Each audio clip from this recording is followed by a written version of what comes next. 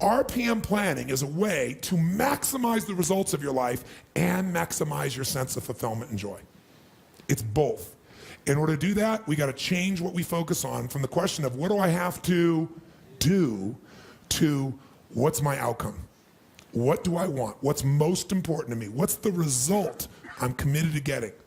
That one change will change completely how you respond in your life, because it'll change you from focusing where everyone's demanding your attention or what you're afraid of or what might give you pleasure in the moment to what's most important to you.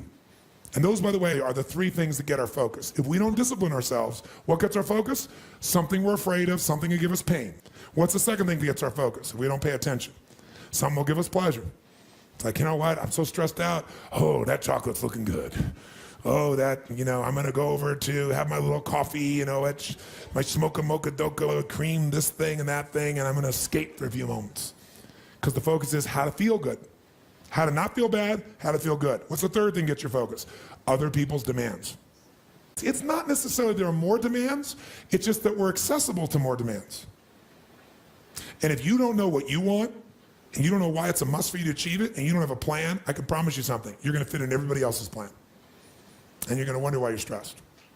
And you're gonna wonder why I'm not fulfilled. What is time?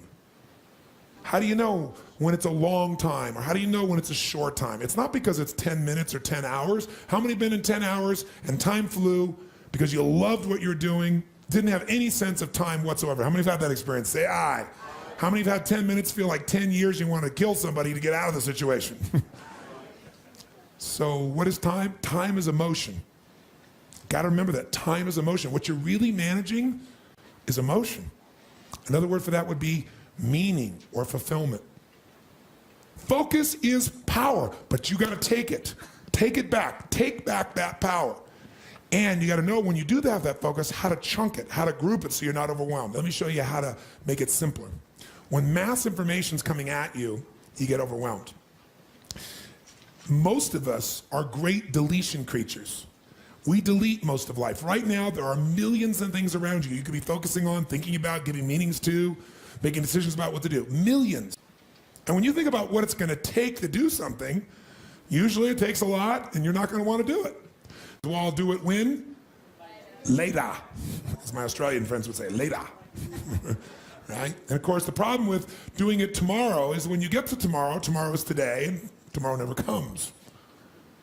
So, and you keep promising yourself. By the way, what does this do to you emotionally when you keep breaking your own promises with yourself? Or you keep failing to do things that you know are important? Does it increase your level of certainty and confidence? No. What it does is it erodes it. And when you erode confidence in one area, believe it or not, it affects the other areas too. Do you believe me on that? Don't believe me. What about your own life experience? Maybe not one area, but it starts to be multiple areas. It sure does. Another reason why somebody doesn't exercise or do anything is because they don't just chunk it too big, they chunk it in too many details. So remember this. Remember this. Change is never a matter of ability. It's always a matter of motivation. I'll say that again. Change is never a matter of ability. It's always a matter of motivation or drive, having strong enough reasons. If you got a strong enough reason, you could figure out the time, couldn't you? So the biggest part of life and time management is knowing what you want and having enough reasons to follow through. But there is one more piece. If you make enough reasons to follow through and you know what you want, but you make the task overwhelming, you'll be overwhelmed. What you focus on, you feel. What you feel, you are moved to somehow actuate. But if you only focus on what you don't want, or what's stressful in your life, what you can't control, or what you screwed up on, or what you messed up on in the past, not gonna get where you wanna be. Chunking is power. You don't wanna over chunk where you're trying to bite the whole darn thing together. You also don't wanna under chunk where you make a million pieces of something. What is chunking? It's taking all that's coming at you and putting it into idealized size groups that your mind can handle.